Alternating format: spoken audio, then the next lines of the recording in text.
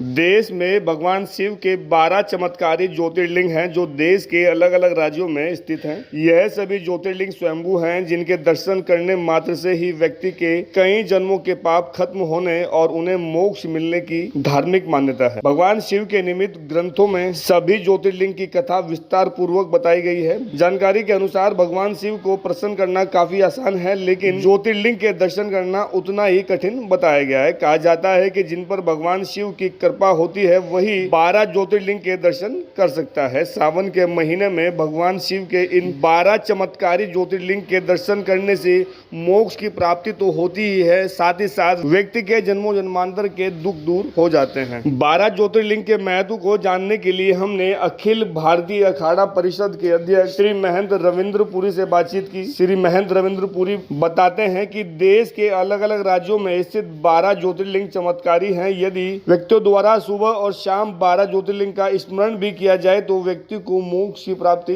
होती है। और क्या कुछ कहते हैं अखिल भारतीय अखाड़ा परिषद के अध्यक्ष श्री महंत रविंद्र पुरी, सुनिए।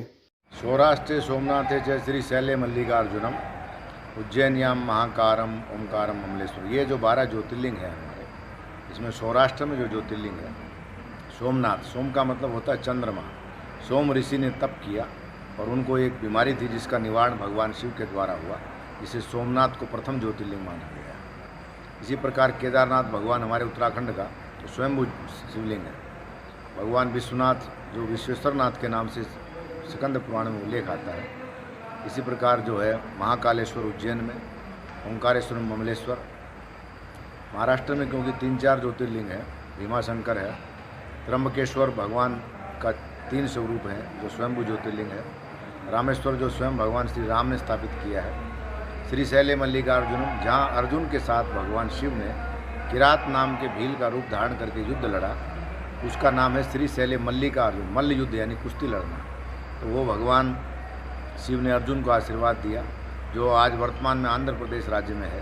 तो इस प्रकार से 12 ज्योतिर्लिंग हैं भारत में। तो इनका अगर हम समय समय पर स्मरण भी प्रातः और सायंकाल में करते हैं तो मोक्ष प्राप्ति की ओर ले जाता है। और श्रावण मास में जो भी भारत में लोग रहते हैं, जिस भी ज्योतिर्लिंग के नज़दीक उनका निवास स्थान है, एक बार उसका अभिषेक और दर्शन अवश्य करना चाहिए।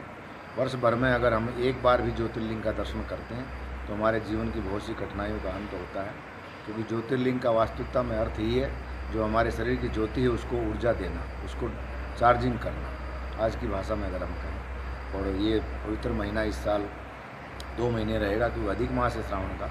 इसलिए सभी भक्तों से मेरा ये अनुरोध है, आग्रह है कि जहाँ जहाँ भी शिवालय हैं अवश्य जल से अभिषेक करें भगवान का, इससे उनको मानसिक शांति हो, जीवन में सुख समृद्धि बढ़ेगी। सावन के महीने में इन 12 ज्योतिर्लिंग के दर्शन करना विशेष फलदायी बताया गया है। लोकल 18 के लिए ओम प्रयास, हरिद्वार।